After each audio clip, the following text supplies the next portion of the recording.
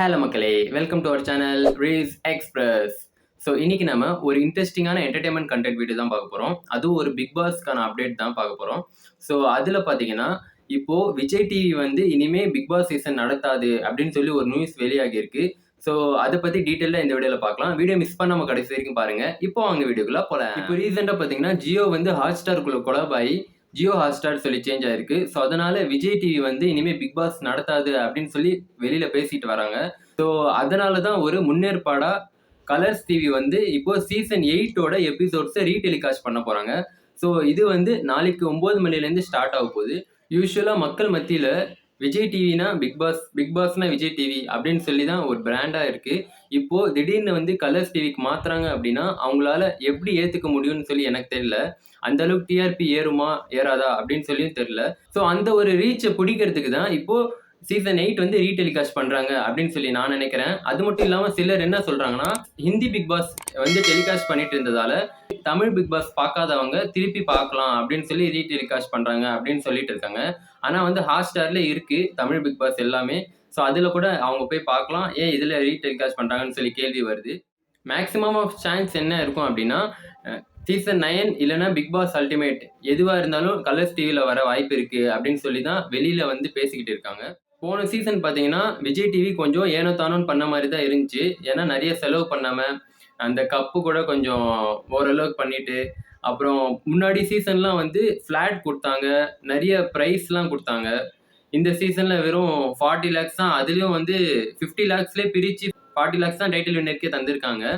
So அதனால நிறைய budget போட்டு அதில் ஒர்க் பண்ணியிருக்காங்க மட்டும் தெரியுது. ஸோ கடைசி சீசனாக இருக்கிறதால நிறைய லாஸும் ஆனதால இந்த மாதிரி பண்ணியிருக்கிறாங்க அப்படின்னு சொல்லியும் வெளியே சொல்கிறாங்க. ஸோ மேபி வந்து நெக்ஸ்ட் சீசன்லேருந்து பிக் பாஸ் கலர்ஸ் டிவிக்கு மாற வாய்ப்பு இருக்குது. ஸோ 9th சீசன் வந்து கலர்ஸ் டிவி பண்ணுறாங்க அப்படின்னா எப்படி இருக்கும் அப்படின்னு சொல்லி நிறைய பேர் எதிர்பார்த்துட்டு வராங்க. அண்ட் ரொம்ப பிரம்மாண்டமாக நிறைய புது புது டாஸ்க் வச்சு நிறைய ப்ரைஸ் மணி வச்சு கொடுப்பாங்கன்னு சொல்லி எதிர்பார்க்கப்படுது. அது மட்டும் இல்லாமல் ஜியோ கூட கொலாப் ஆகிருக்கிறதால ஹாட்ஸ்டார் வந்து அவங்களும் நிறைய ப்ரொமோட் பண்ணுவாங்க, நிறைய ரீச் கிடைக்கும் மக்கள் மத்தியில் அப்படின்னு சொல்லி எதிர்பார்க்க. எப்படி பிடிக்கும்? விஜய் டிவி தான் வந்து பிக் பாஸ்க்கு நல்லா இருக்கும் அப்படின்னு சொல்லி நினைக்கிறீங்களா? இல்லை கலர்ஸ் டிவி வந்து எப்படி பண்ண போறாங்கன்னு சொல்லி பார்க்கறதுக்கு ஆர்வமா இருக்கேன்னு நினைக்கிறீங்களா?